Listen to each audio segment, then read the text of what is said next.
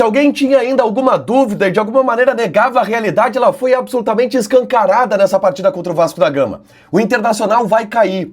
O Internacional trabalhou para cair. O Inter está fazendo todos os esforços possíveis e cumprindo todos os itens existentes da cartilha para conseguir o seu objetivo, que é jogar a segunda divisão do futebol brasileiro na temporada de 2026.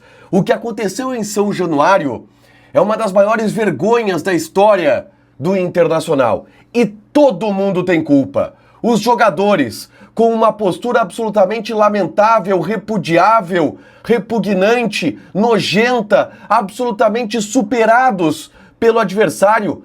A direção, que passa pano para tudo isso, que vem com o discurso da necessidade de blindar o departamento de futebol, que no intervalo de jogo trabalhou para o jogo não acontecer. E claramente havia um motivo. Claramente isso também se espalhou pelo vestiário. Os jogadores entraram no segundo tempo com a motivação de quem não queria jogar, seguindo a direção. E o que falar da comissão técnica? A comissão técnica do Inter não existe. Ramon e Emiliano Dias fazem talvez o pior trabalho que um técnico já fez na história do Internacional. E eles assinam com caneta cara a derrota e goleada que foi sofrida pro Vasco da Gama. A culpa é completamente deles nesse jogo. Eu não sei o que o Inter precisa fazer para não cair, porque tudo o que precisava para cair já foi feito. E só uma reviravolta através de um milagre vai salvar o Inter. A gente fala sobre o vexame de São Januário agora aqui no A Dupla.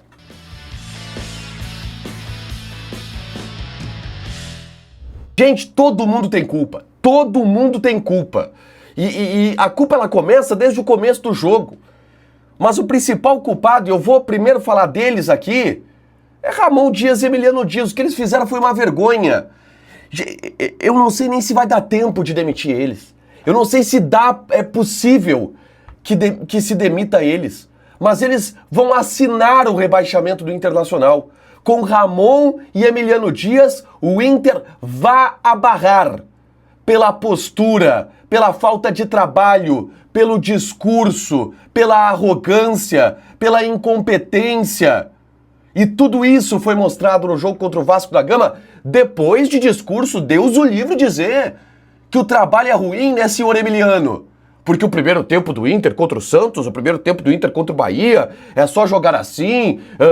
Cara, o Emiliano, vocês lembram que ele disse que consertou a defesa do Inter? Que o Inter tinha a defesa mais vazada do campeonato e que isso foi consertado? Consertado o cacete!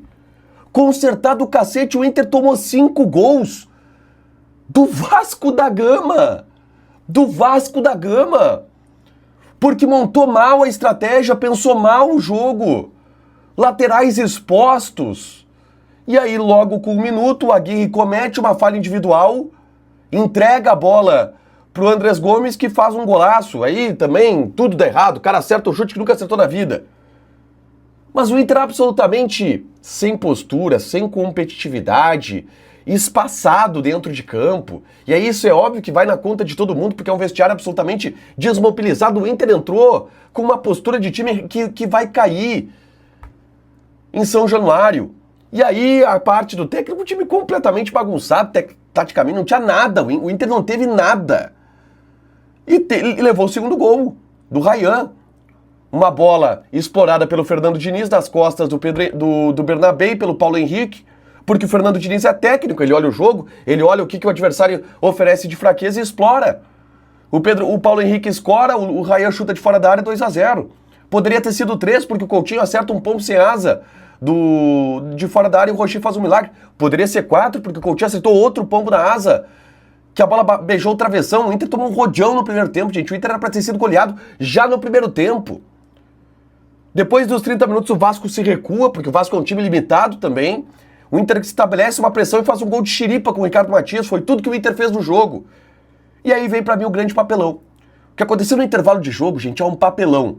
É pra ter demissão sumária, justa causa de todo mundo envolvido naquela vergonha, naquele vexame, naquele papelão. Cai uma chuva desgraçada em São Januário, não tem condições de jogo, a arbitragem posterga, o rodo entra, o campo alivia, e aí vem do Inter a postura de que não quer jogar. Os dirigentes, o D'Alessandro, o Mazzuco, o presidente Alessandro Barcelos, o Adriano Loz, entraram no discurso de não vamos jogar, o gramado tá ruim, tem jogo muito pior, em condições muito piores do que a que teve no segundo tempo. Claramente ali o Inter querendo ter algum tipo de vantagem, jogar no outro dia, esfriar, recuperar fisicamente, pensar uma estratégia, sei lá.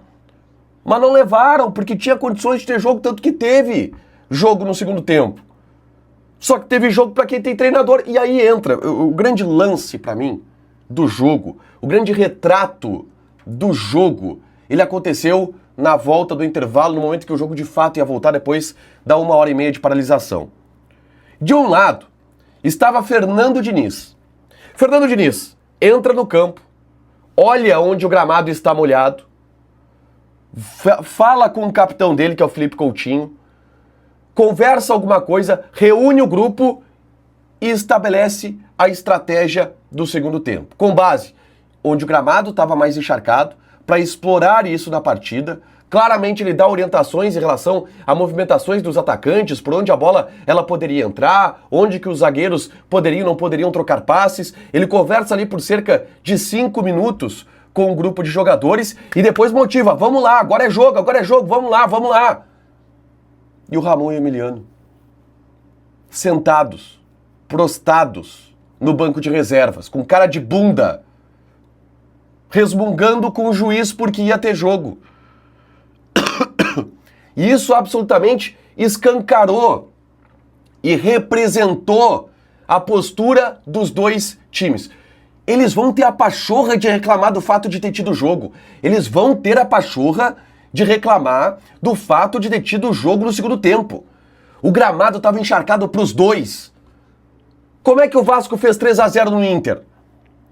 Se não era para ter jogo. Como é que o Vasco jogou? Porque o Vasco tem técnico. O Vasco tem jogador, o Vasco tem vestiário. E o Vasco viu, vai ter jogo. O que nós temos que fazer quando tem jogo? Jogar. E o time do Inter não jogou no segundo tempo, porque o técnico abandonou. Que orientação e que estratégia que o Ramon e o Emiliano montaram para o segundo tempo adverso, com o gramado daquele jeito? Que estratégia foi montada? Nenhuma. Simplesmente, vão lá e jogue. E o Vasco estabeleceu uma estratégia e claramente através dessa estratégia ganhou o jogo, goleou. Bola nas costas dos laterais, na velocidade, bola longa, aproveitando que no campo molhado a bola corria mais rápida ou parava depois, beneficia quem tem mais velocidade, espetou os rapidinhos em cima dos laterais e ganhou o jogo, goleou. Aí depois um time completamente perdido, entrou o Luiz Otávio, entregou o jogo, entregou um gol, o Rocher tomou um frango. E o 5-1 é um vexame absolutamente merecido do tamanho que foi o Inter dentro do jogo. Um time covarde, um time cagão, de um técnico covarde, de uma direção covarde, de um grupo de jogadores covarde, que vai cair. Eu não sei mais o que o Inter precisa fazer para não cair. Porque tudo que foi feito para cair, tudo que tinha que ser feito para cair, foi feito. Parabéns a todos. Só um milagre salvo. Eu não sei se o Ramon vai cair. É inconcebível o Ramon Dias ser técnico do Inter, tá? Depois de hoje, é inconcebível. Mas eu não sei se tem outra alternativa. E aí, parabéns para absolutamente todo mundo. Conseguiram. O Inter está rebaixado para a segunda divisão de 2026. Pode até não cair, mas está rebaixado. Porque o trabalho é de rebaixado. O Inter já trabalhou para cair. Talvez até não caia, mas trabalhou para ser rebaixado. O Inter já é moralmente rebaixado no Campeonato Brasileiro e esta foi a chave de merda assinada por todo mundo. Direção, jogadores, mas principalmente da comissão técnica, que é a mais incompetente que já pisou no Beira-Rio.